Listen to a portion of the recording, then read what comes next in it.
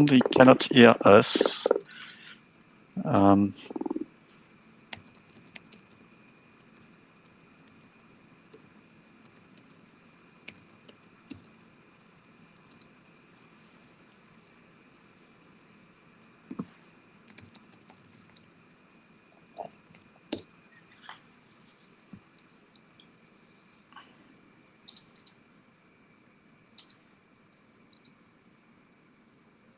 We will start in a few minutes. Oh, yes, I suggest we start quite rapidly. It's 3:40 p.m. Yeah, so we can wait 1 minute or two. Okay, we can do that. Who's missing? Nicola is missing.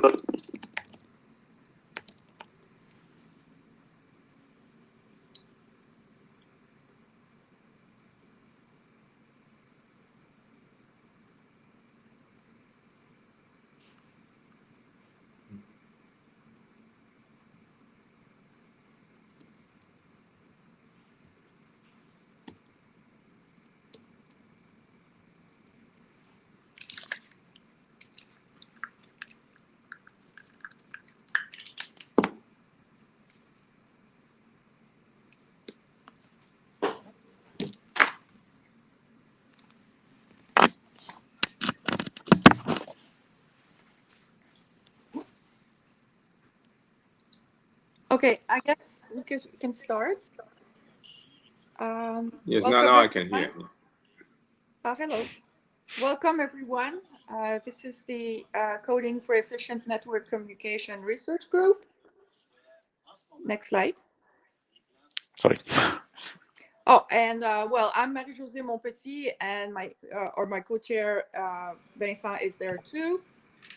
So our goals, which have not changed since a long time, is to foster research in network and application layer coding, and the goal is to improve network performance.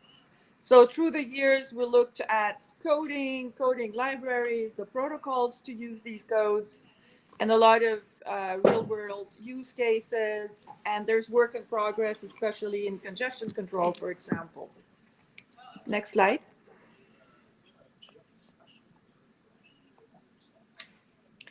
So IPR has always been a problem with this group. We remind everybody that everything that is presented here, if you have IPR, should be disclosed, and that the group should be aware of it.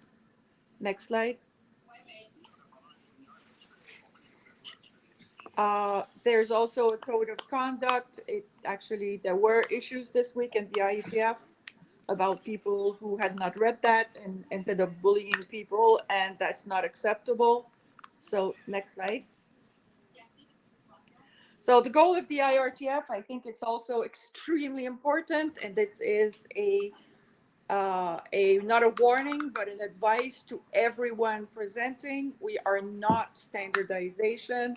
We're not there to standardize anything. We're there to foster research, to present research, to essentially create research communities around network coding, and not just to present a bunch of solutions that for standardization, which is not the role.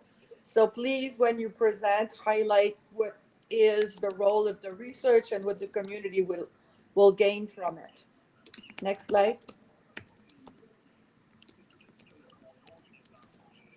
So great that we're online. It's recorded, so we can do the minutes later. We didn't have anyone to take minutes, but I guess we can do it from the recording. It's great also that the blue sheet is now automatically generated, so don't worry. We know you're there. Well, we know you're there. Big Brother's watching you, I guess. And you can actually press the raise hand if you want to talk, and if you want to ask questions. I would say also another great way of asking questions is putting question in the chat, and both Vincent and I will monitor the chat to make sure that we know that you're in line for a question. Next slide. So our agenda, there's me now. Hopefully it won't be 10 minutes. And then we're going to have the presentation on BATS, which is a coding scheme for multi-hop. Obviously, the ongoing research on coding and congestion control, which is also done in almost collaboration with our friends in the congestion control research group, and more from Morten about latency and reliability for block and sliding codes. And then we wrap up. So we have a new RFC since last time. Congratulations to every author. We have the one that I should be more forceful on, but I've been busy on other things, but we actually are pushing the NC for CC and ICN. We have BATS that's kind of ready to move on to becoming more than an RG document, but also going to last call. And the coding for congestion control is also very much progressing, and there's going to be presentations on those two drafts today.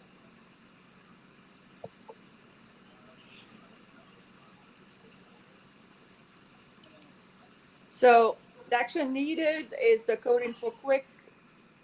We have decided to put it on hold a little bit while Quick was deciding what they were going to do. And we have to decide if we want to push that to be a quick draft or what we want to do with it. And then there's Tetris. The group of Tetris has actually told us that they wanted to continue the document and put it to a level where it could be pushed forward also to the IESG. Next slide. So maybe our plan is to meet at IETF111. We will meet probably at an interim to make sure we do that. We want to close the group. I think we've achieved everything we wanted to do. And since there's the research community is not as large as it was, and I think in terms of our milestone, we met everything. So we plan to close the group at IETF 111. That's it? Yeah, that's it. Well done. Thank you. So now the next presentation is from Raymond. So Raymond, can you come up? I have your slides. Yes, I'm here. Yeah. Yeah, I will share your slides now. Yes, that's the right button. It's arriving. Yep. Here we are. Okay. I will switch off my video. If you can put your own video, that's okay, nice. Okay. If you want, up to you. Yeah, sure. Yeah. Hello, everybody. Good morning. Good afternoon. It's nighttime in Hong Kong. So I'm going to give you an update on the deployment of BATS codes. Next slide, please.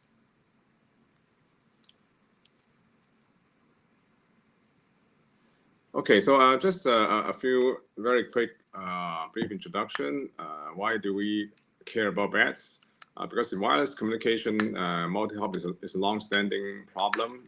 If data packets are treated as commodities, when you go through different hops, then the packet loss will keep accumulating, and that's why usually after a few hops, it's very hard to transmit, for example, in particular, video very smoothly.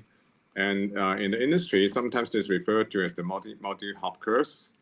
And by doing recoding at the intermediate nodes, BATS, which is an efficient implementation of network coding, the transmission can sustain tens or even hundreds of hops without relying on link-by-link retransmission, which, by the way, is very bad for video transmission, as many of us know. Next slide, please. Okay, here's a monograph that I published with Shenghao Yang back in 2017. Next slide, please. Okay, here's a quick performance comparison. Assuming that there's a 20% packet loss on each link, then the red curve is the performance, the throughput for any routing-based protocol. Could be TCP/IP or end-to-end fountain code. x-axis is the number of hops, and the y-axis is the throughput. And we can see that when the number of hops increases, then the throughput actually decreases exponentially fast, because every time you multiply by 0.8. And whereas for batch code, the throughput can sustain very well, and after 50 hops, the throughput can still sustain at about 0.7. Next slide, please. And even after 1,000 hops, the throughput can still be around 0.66. Next one, please. Okay, our first employment of batch code is actually in the Hong Kong government's Smart Lamppost project. Next, please. Okay, so this is an illustration of the system. Suppose on the same street, we have a number of lampposts, and the left one is connected to an optical fiber, and the rest are connected through this wireless multi-hop network enabled by batch code. Next, please. Okay, so in 2019, we successfully deployed bats in 36 smart lampposts. However, due to the social unrest, the general public has concern about the installation of video cameras on the lamppost due to possible infringement of privacy. And however, we learned that it is quite hopeful that the project can resume by the end of this year with the video cameras replaced by LiDARs. Next one, please. Okay, there's a picture of the smart lamppost that we have deployed. Next, please. Okay, currently we are building a smart lamppost testbed on CHK, that's my university, the Chinese University of Hong Kong campus. Next, please. Okay, so what we one thing I would like to bring up is something quite interesting, because bats is inherently a fog computing application, because the computation must be done at the edge. Okay, there's no choice. And so we're going to install 20 fog computing based smart lampposts on our campus, with bats being provided as a service. And after the network is being set up, different services will be provided, including Wi-Fi access, lamppost assisted autonomous driving, real-time traffic monitoring with AI application. Next, please. Okay, this is a picture of the smart lampposts we are building on campus. As you can see, they're not as fancy as the one we just saw a moment ago. Next, please. Okay, we also have started a new pilot trial at one of the country parks in Hong Kong. Next, please. So in this picture, in this map, you see that we're going to build a 4-node pilot trial in a country park, which is not well covered by the cellular network, and that poses threats to hikers, in addition to being inconvenient. Okay, so what we're going to do is to extend the network to the country park via the best technology. Next, please. Okay, so this is a picture of one of the nodes, which is driven by solar power, because there's no power available, or no electric power available over there. And beneath the solar panel are the equipments. And you see that on the pole, on the post, there are some. These are the antennas. Okay, next, please. So during the past few years, we have been exploring different opportunities, and we have identified quite a number of potential applications of bats. So these include satellite communications, rural communications, okay, private networks, rapid response network, smart cities like smart lampposts and things like that, V2X, safety and surveillance, Internet of Things, confined space like mining tunnels, 5G access networks, power line communications, and also underwater acoustic communications. Next, please. Okay, currently we are building an FPGA to implement the batch coding algorithm, and for this project we are working with Intel and Arrow Electronics. Okay, next please. Okay, so we have submitted an internet draft, as many of us know, and the latest update is on February 2nd this year. Next, please. So this draft consists of a couple of sections. We have one section on the basic data delivery procedures using a batch code. We have one section on a baseline batch code specification. And there's a new section on related research issues, including coding design issues, protocol design issues, and applications related issues. And we also have a section discussing the security issues related to bats. Next, please. So I would like to take this opportunity to thank the two chairs, Maria Jose and Vincent, and for the suggestion to add discussions on related research issues, and also to Dave Oran for the pointer to the recent work by Byers and Luby on the so-called liquid data networking. So indeed, BATS is a suitable candidate for the erasure correction code in liquid data networking in the presence of multiple hops in the network. Okay, next, please. So this is a list of the IPs that we have filed so far, and most of them have already been granted, except for one or two which are pending. And next, please. Okay, so actually this is the PDF file in the PowerPoint file. There's actually a very interesting animation to entertain you. You see cars running around, and so this is the end of my talk. Thank you.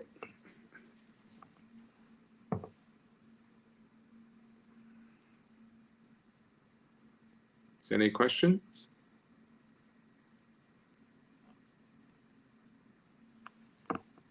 Okay, sorry, I was muted. Thank you very much, Raymond, for your presentation. Is there any question from the audience? I haven't seen any so far. Otherwise, I have. Okay. Yes, there's somebody. Watson Lad Cloudflare. This is really interesting work. Is there, if this research group disbands sort of 6 months or 3 months from now, how are we going to advance the draft? How are we going to expand the draft? It's the draft, as in move it closer to publication. This is really right. Cool. I think it is pretty ready for publication. Yes, I can add something. I've been through this brand new section 4 about research issues. I found it, generally speaking, very well written and very clear. We have many references to key research topics, so that's very great. And I've also been through the security considerations new section, and that's well, I have a few comments on for each of them, but generally speaking, they are pretty nice sections. I haven't read so far the specification once again, so I will do that. But I have the feeling that, except a few minor modifications, we are very close to the end with this document. So I'm very happy with this, the way it moved forward, and especially this the addition of this new research section. That's great. That's great. If I can, I would just do a general comment for this section 4. So it's very well written. No problem for that. Very synthetic manner, so that's great. I may just have one comment. It can be understood as some advertisement for that. So I understand that it's in some way unavoidable. That's not the problem. But if you can, I would say, make it a bit more generic, it would be great, I think. a bit more neutral, I would say. Okay. So I don't think it's a big deal.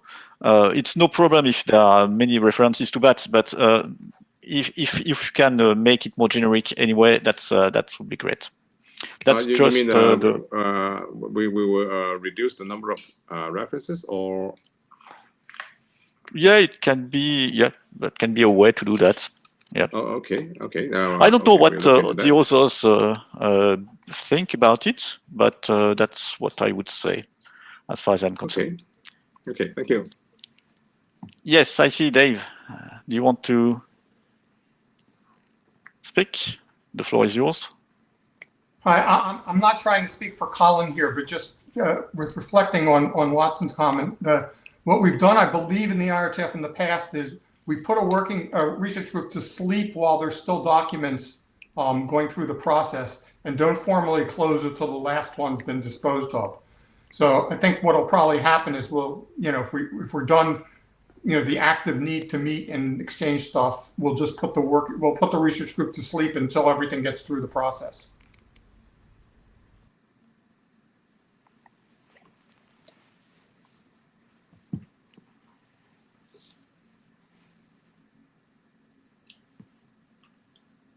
Yeah, thank you.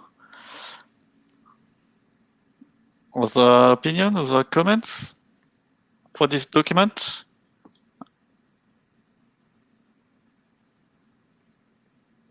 Nobody? Are we done?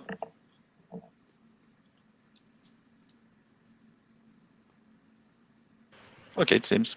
Well, thank you very much. Yeah. Okay, thank you very much. Thank you so much. Yes, and I'm quite confident that we can have it start a working group, a research group last call quite soon for this document. It shouldn't be a big deal. So thank you so much for your efforts and the quality of the doc. So now it's time to switch to the next session. I will upload the slides, share the slides, sorry. Nicolas? Can you hear me? Yes, we can hear you. Perfect. Hello, everyone. So I'm presenting the draft update on the draft on congestion. This is the 6th version of the document. So there are some things that I've presented in previous IETF meetings. I've letted them in this deck in case there were some persons that were not there at that moment. Sorry, Nicolas. The quality, the audio quality is quite bad. There is some echo. I will switch off my. There is some echo. I will switch off my mic. Is it better now? Is it better? I'm trying. Okay. Not really. It is better. Thank you. It is better. So slides. There are too much content to what is actually new. But I wanted to make on the previous version of this document what is now in the document. This is. There is an incredible echo. There is an incredible echo. Somebody probably has a loop. So can everybody put themselves on mute? Just me or?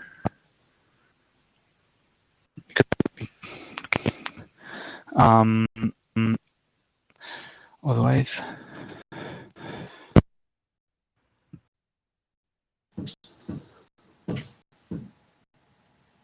Okay, I will take this as a yes. I just have some issues to follow the screen. So basically,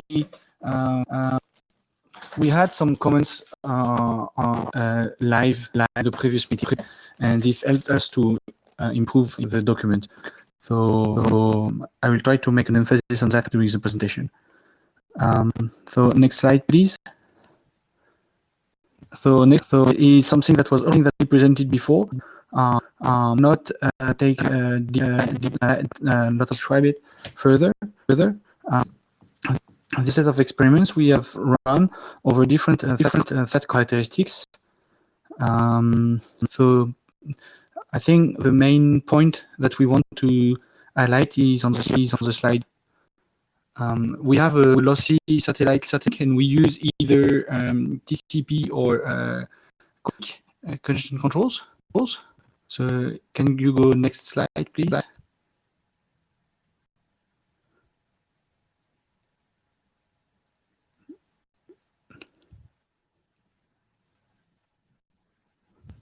Nicola, it's very difficult to understand you. So maybe okay. So there is a suggestion in the list, find the chat that you what's it saying? Can you hear? Yes. So try to connect again. Oh, please speak.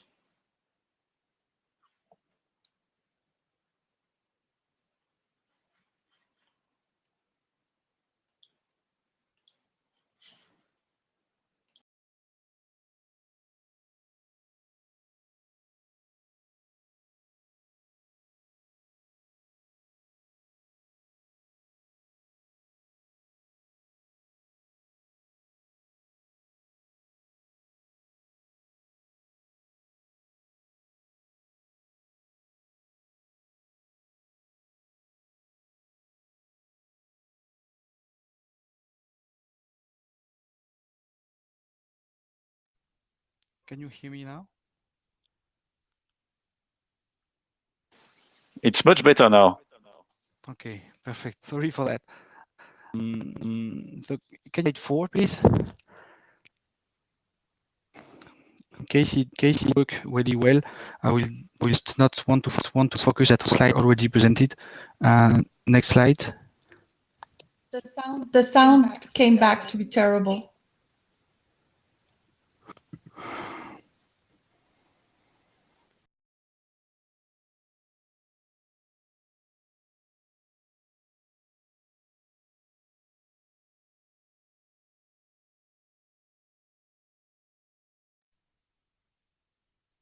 Is it better?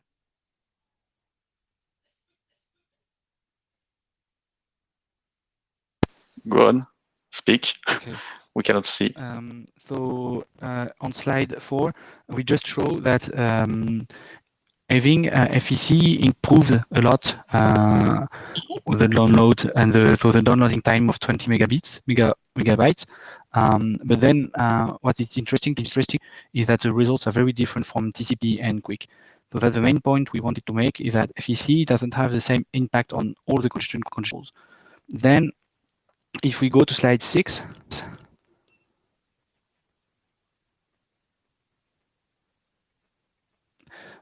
what is shown at IETF 109 is that when we have, I want to focus on the graph at the bottom, is that basically when we have coded TCP flows, they just take the whole capacity.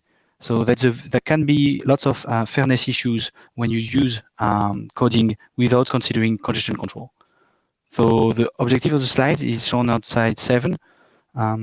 Basically, when we use coding, we can help dealing with losses at the end of transfers, or when we have networks with non-congestion losses, but we should not hide congestion signals.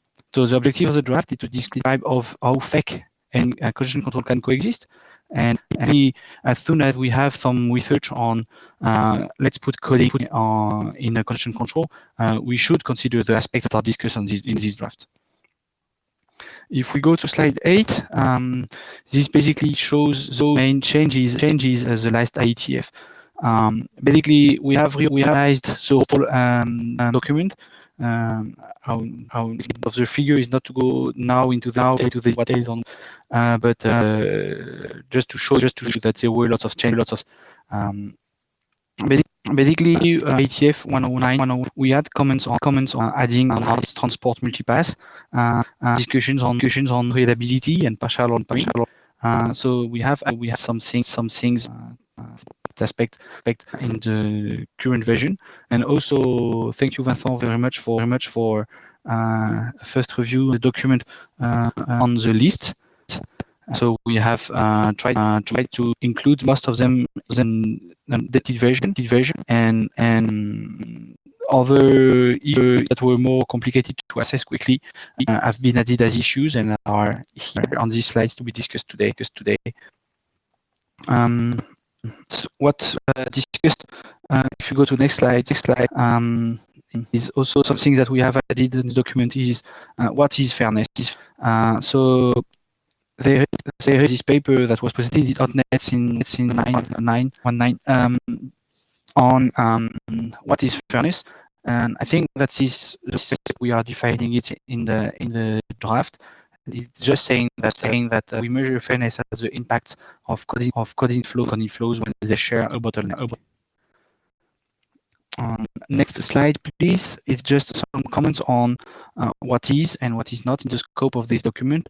I think this was not clear. Vincent asked something to clarify this, so we have may include. So the picture that is here will be in the next version of the document. It's not in the current one that has been published for the IETF. But basically, what we want to say that an application may be composed of several streams, and we do not consider the impact of multi-streams and how they interact each other. That being said, we may have a FEC.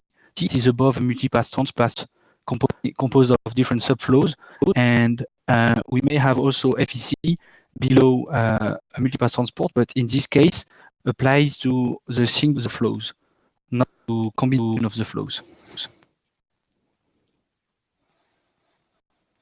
Next slide, please, is just recalling what we have in this document. Basically, we have if you have FEC that is above, in or below congestion control. So we discuss these different cases in the and in version in the previous version we discussed with fairness, how you deal with recovered symbols, how you adapt coding rates, and what you use less per symbol. In the current version, we have added discussions on partial ordering, partial reliability, and multipath transport. So the slide was presented previously, and so I will not go into the details. The one, so 13. Next slide, please. Is what is new in this version of the document. So I don't have time. I have to go into the details we have here. I think it's very wordy. It was more for everyone to know through the mailing list. If you have any comments on the different boxes, we tried to cover all the cases, and we hope there is what we have done covers the different aspects. There are some ops on availability, and for which we have an issue later on. So I guess we can move to the next slide, 14. Basically, that is one open issue we have at the moment in the GitHub repo. Is the for the moment, basically, Vincent had a comment on partial reliability and saying that it impacts a lot the type of effects that you are using. So at the moment, we have just covered that by saying that partial reliability impacts the type of effect and the type of codecs that can be used, but I'm not sure to what extent we should provide more details for this point. Okay, so maybe I can right now. Yes. Okay. So yes, it's pretty easy to address, I would say. Okay, so maybe I can answer right now. Can you? Okay, I can hear you. So yes, it's pretty easy to address, I would say. There's some echo as well. Oh, can you do something? No.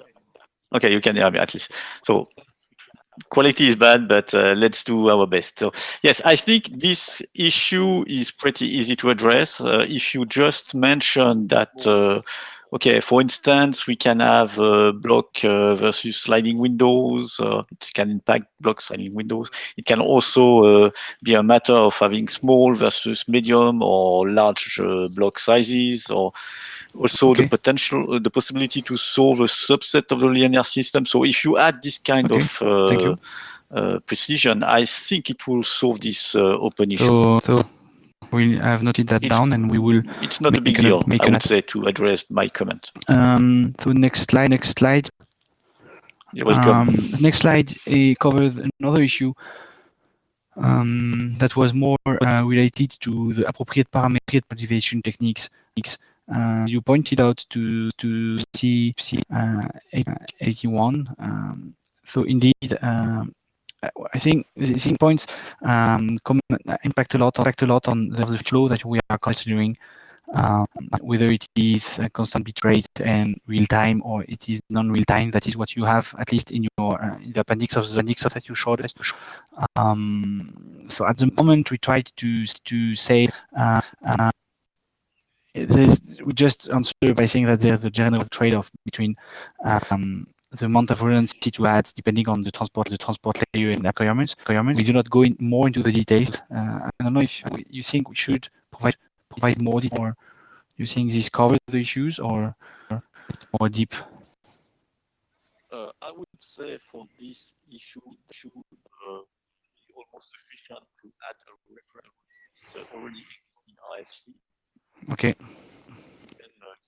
I would say for this issue that it would be almost sufficient to add a reference to this already existing RFC.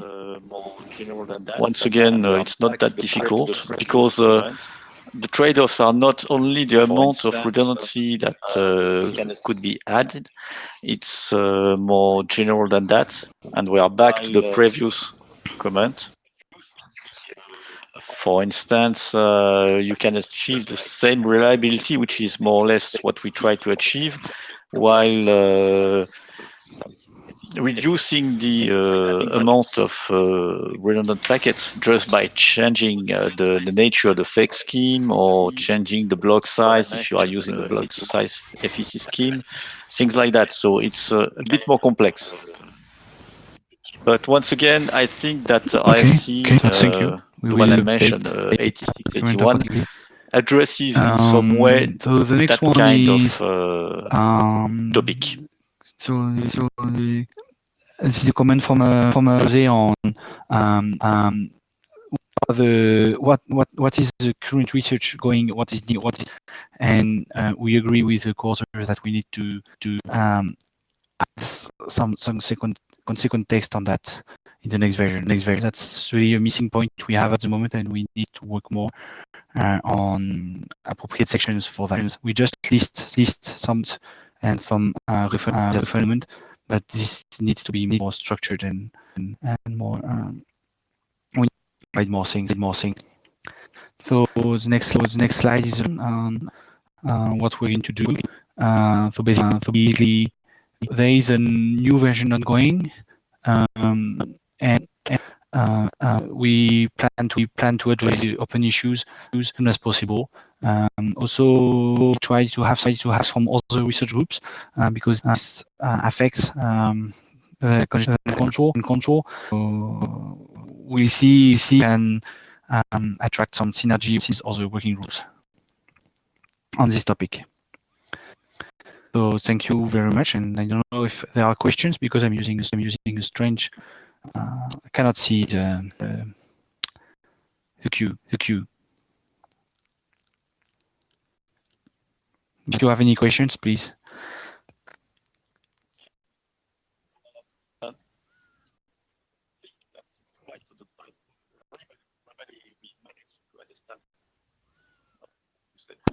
Thank you, Nicolas. I think that in spite of the very bad audio quality, we managed to understand what you said. I think so, but it was quite difficult.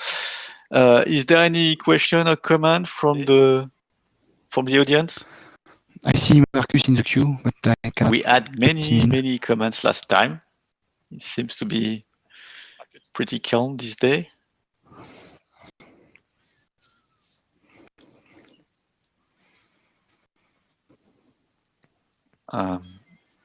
Marcus, can you speak?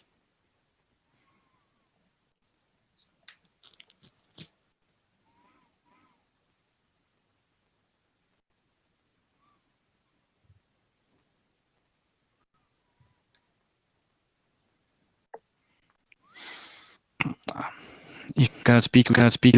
Exchange on the by email.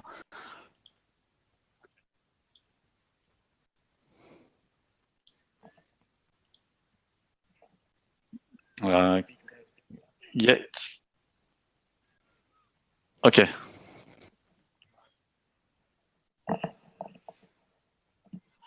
Yes.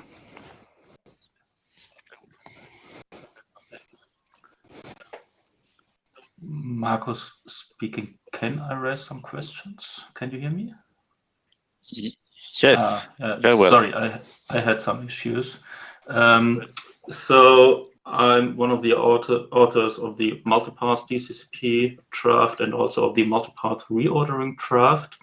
And I have two questions. My first question is, do you plan to have a reference implementation? We have experiments with the FEC you have already under one? the transport. That is the one we have been using for the tests that we showed earlier. And it is more gathering different protocols. So it's not really specific to one protocol. So François had some, Michel had some implementations for FEC in Quick. So it depends on the protocols you are using, but we have in some cases running code.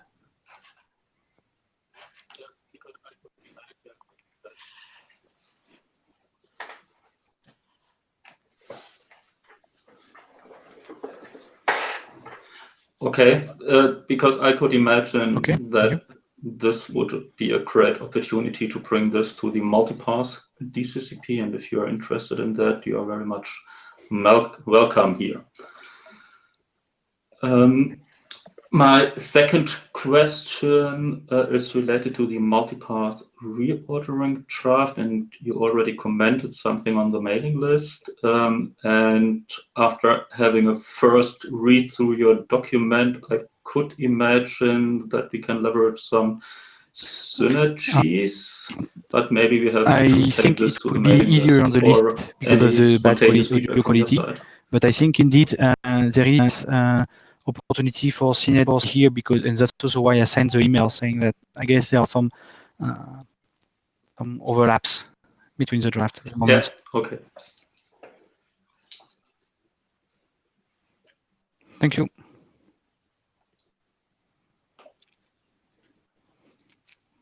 Yeah. Okay, very good. Yeah, then we will do it on the mailing list. Thanks. You're welcome.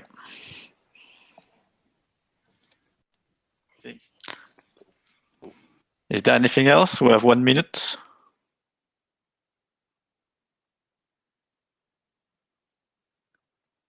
It seems it's not the case. So thank you, Nicolas. So we are waiting for the next version. Yes, there is some work to be done for this, for the comment that Marie-Jo made about the document. But otherwise, yes, the document seems to be progressing well. So once again, I'm confident that we managed to get something ready for not too far in the future. So thank you very much for the team, from you and the others go-first. Thank you, Nicolas. So now it's time to switch to the last session. Last presentation, sorry. Yep, from Morten. Hello, everybody. Can you hear me? Yes, we can hear you. We don't see you, but we can hear you. Let me see if I can. You have the floor. Okay. So Hello, everybody. So I have a short presentation on basically a small comparison of latency and reliability for block and sliding window codes. So if you go to the next slide. So one of the sort of key reasons why we introduce FEC or ECC in a system is a sort of an effort, at least in a point-to-point case, to reduce or minimize latency. And if we look at what most transport protocols use today, which is ARQ or retransmissions shown in the figure on the left there, you can see basically that as packets are flowing through the network, if we have some packet loss, then we basically need to discover that at the receiver. We need to ask for retransmission, and that retransmission has to be delivered at the receiver again.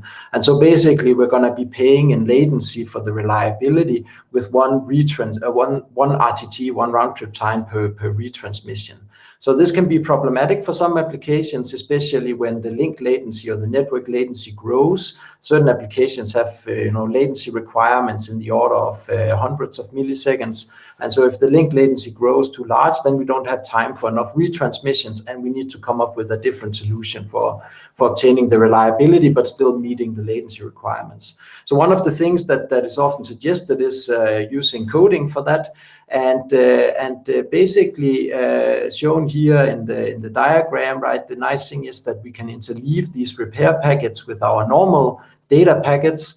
And once we sort of, if we experience some packet loss, we can use our repair packets to recover from that packet loss.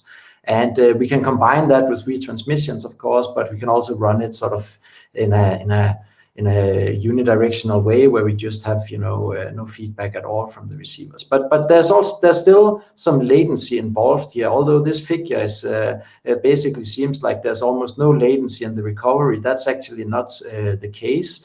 And so one of the things that I want to share a little bit about today is the latency involved when using a coding approach. So if you take the next slide. So if we start by looking at something which is called block FEC or block ECC, basically what we are doing in those cases is that we are taking our data packets, we are putting them into blocks, and then from those blocks we are generating a repair. So in this figure here, I have two cases. In case number one, we have 4 blocks of 4 symbols. And in case number 2, we are gathering a larger block which contains 16 symbols.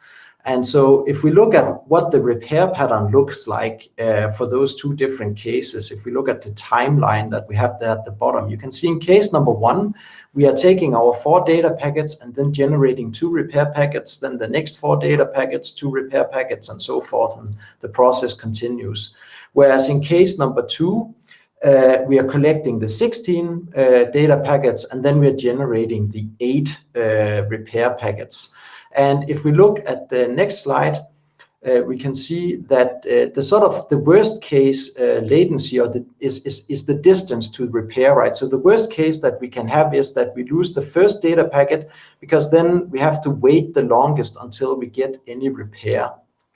The repair rate in both of these cases are the same, right? 33% of the traffic sent is actually repair data. But when we use the small blocks, we can minimize the distance to repair, and therefore also minimize the latency or the latency of decoding or repairing packet loss.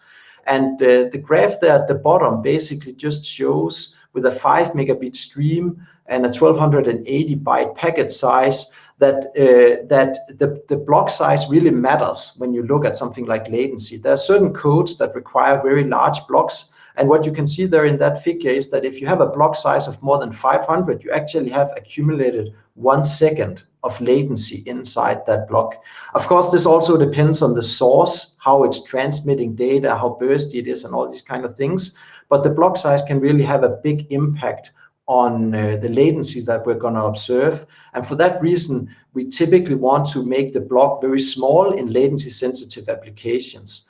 So on the next slide, we compared 2 different configurations, the case 1 and the case 2 that we had in the first in the small with the video camera there. And you can see that on the figure on the left, we are comparing the residual packet loss. That is the loss that is sort of still that is unrecoverable, given a certain loss on the network. On the x-axis, we have the residual packet loss on the y-axis for the two different codes.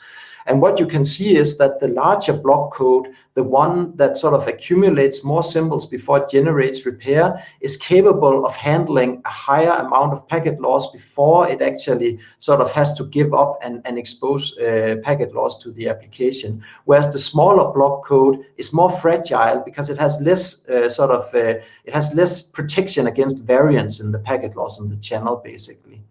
But the good side about the good thing about the small block code is that if you look then at the latency characteristics, you basically see that for the larger block, the larger Reed-Solomon code, you have the blue histogram there. You can see that the per packet delay that we're going to experience with that block code is actually sort of much more smeared out, and in the worst case, we have a sort of relatively high per packet delay, right? Whereas when we use the smaller block code, because we are generating the repair much quicker, we're actually able to cut the tail of that latency distribution by a lot, and we have most of our delay within a very sort of confined region, which is really what we want to have.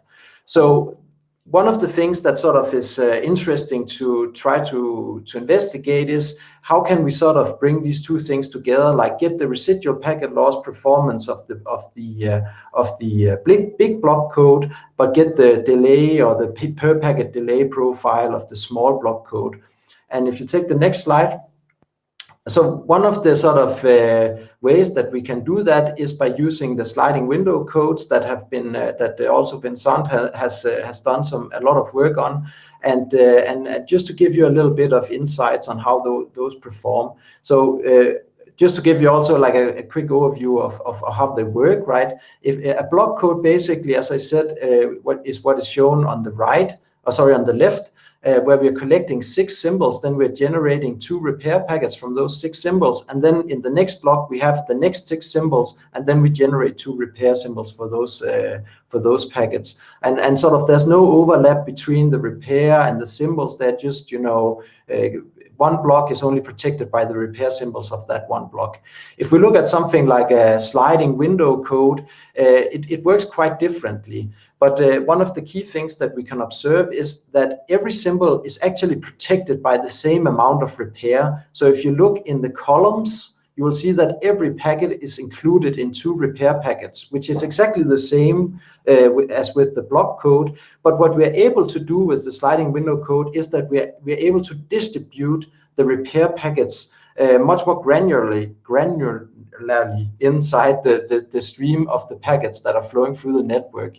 And so if we look at the results for a sliding window implementation versus the Reed-Solomon implementation on the next slide, you can see that that actually using the sliding window where we have so to make it fair, we made the sliding window code only code over 24 symbols. So it's not keeping data inside the encoder for longer than the Reed-Solomon code does, but it's sort of sliding packets out of the encoder as they're becoming too old.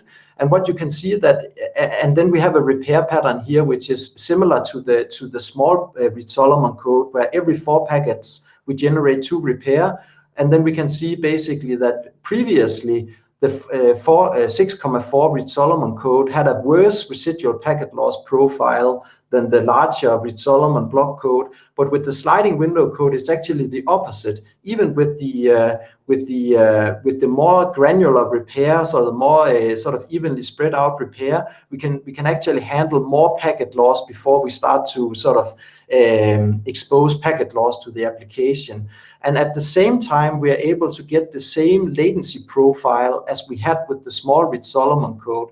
So you can see again the results from the larger Reed-Solomon code, where we have a latency per packet latency profile, which is basically spread out, and the worst case is pretty bad. So it means that sometimes, you know, packets experience quite a bit of latency, which causes jitter in the application, and all sorts of unwanted effects. But with the sliding window code, we can actually narrow in and cut off that tail, because we're generating the repair needed to deal with losses much more often.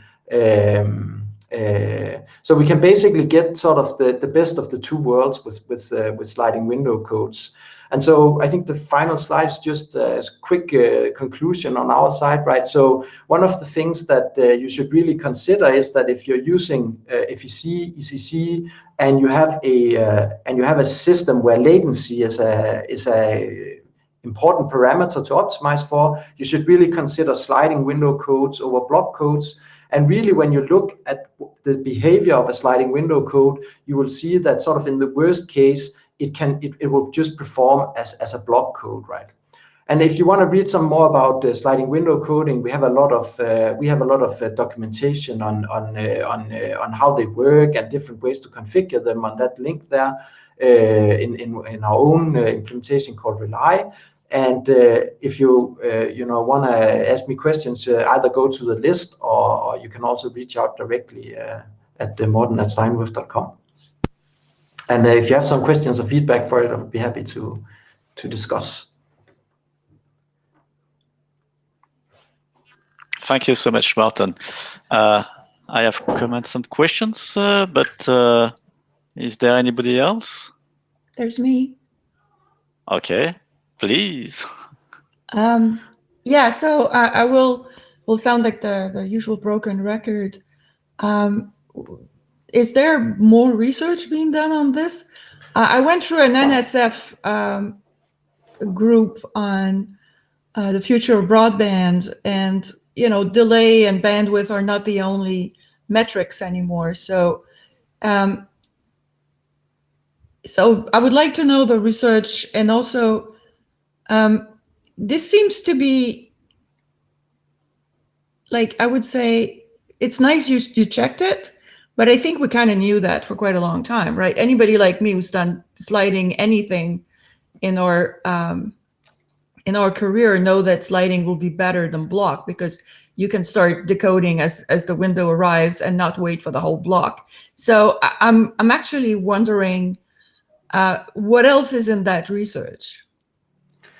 Yeah, so that's a super good question. So there's actually a lot of interesting research to be done in this area still. So one of the things that we are looking at right now is that it's actually not true that sliding window is always better than a block. When the repair rate that you have for your sliding window code approaches the losses on the network, the fact that you have overlap in your repair actually means that you can end up in a situation where most of your repair becomes useless, because you're right at the boundary of where the sliding window code is able to you have a lot of dependency in the repair symbols in the sliding window code that you don't have in the block code, which is sort of, you get a block and then you get repair, and sometimes you're lucky that you get enough repair to deal with the packet loss, but the next block is independent. In the sliding window code, the repair that you currently get might be dependent on another block decode, a sort of a previous window decoding, and that actually can become a problem. So basically, one of the things that we're looking at right now, which is sort of open research, is how you shape the window depending on how close your repair rate is to the packet loss rate that you're observing. And so if you look, and the reason why that is important is that if you look at something like a video streaming application, you can't always increase the repair rate. It's not that you can just then you run into congestion, right? There's sometimes where you have like a maximum amount of repair that you can put on top. And there actually, when you reach that ceiling, you need to start to manage your coding window. You can't just include as much as possible. You need to actually shrink it down, and so that you get more, basically you become like a block code. And then you can open it up again as your repair rate actually drops away from the packet loss rate that you're observing. So that's one open thing. Another thing which is currently being looked at is how you manage the coding window when you have heterogeneous links with different latencies. So basically, when you have again, you need to be able to control the coding window in time. And you need to be able to say, so you can imagine you have one link which has 100 milliseconds latency and another link which has 150 milliseconds latency. The packets that you're sending over the slower link, they can't include as many of the source symbols as the other link, because when they arrive, they are 50 milliseconds behind the other link. And that becomes important when you have an overall latency criteria that you're trying to meet. And so I think there's a lot of work that hasn't really been done, especially when we look at the more, bringing it sort of closer to the applications. Last time I talked a little bit about content-aware coding, where basically you have to shape the window according to the video frames. So if you have like, if you have a coding window where you're just blindly saying every 4 packets I create 2 repair, that's not a good approach if you have a video frame that's like 15 symbols, because you might have a case where some of parts of the symbol of your video frame is not getting repaired until the next video frame arrives, basically. And so you get like a sort of a latency penalty if you don't make your window adjust to the content. So you need basically your repair to follow the content that you are. So this is again very application specific, of course, but I think, you know, so that's some of the directions that we are looking at improving this, or working on the sliding window codes, and sort of optimizing them. But I think that and I can mention also a fourth thing, which is basically there's been a lot of work where you either split the solution into ARQ or FEC. So either you build a transport built just on ARQ, or you build a transport just built on FEC. There's very little actual transport protocols that try to combine the two, where you actually use ARQ when link latency is low, because then you have time to do ARQ. But when link latency grows, you need to basically switch out of that mode and start to use more the FEC to get some of the repair up front.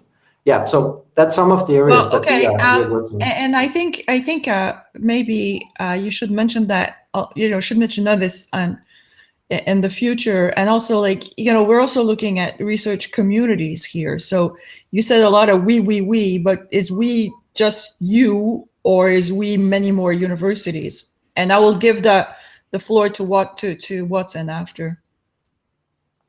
Watson last. So Watson, please go. This is really interesting. My question is the impact on the transport protocol of the loss? In other words, how close to the channel capacity is the good put of the channel on the ground?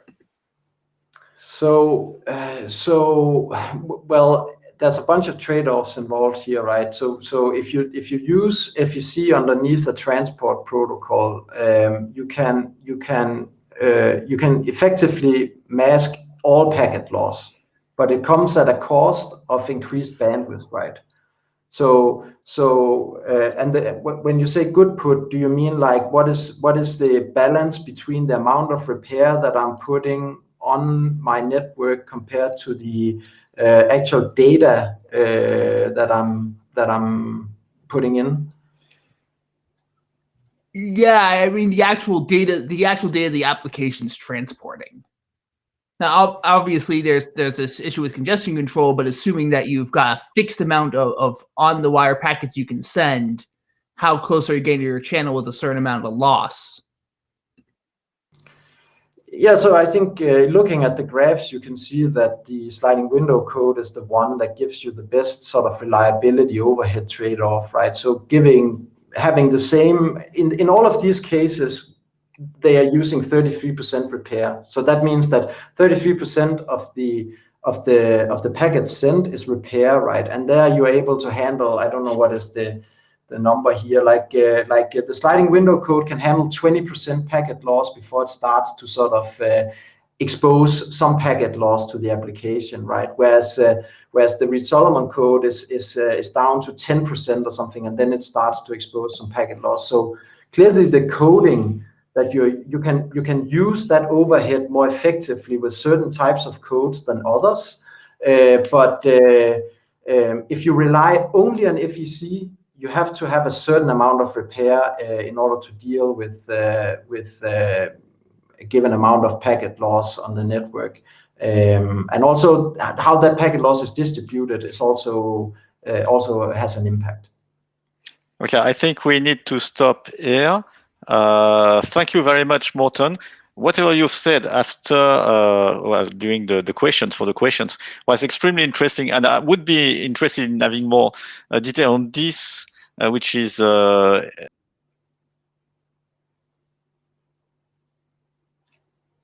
Oh, I'm losing you, Vincent. involved.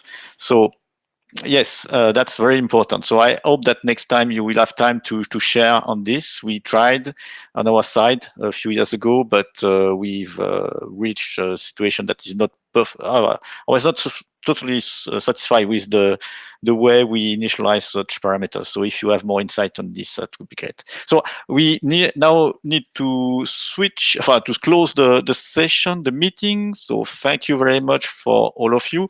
I don't know, Marie-José, do you want to add something?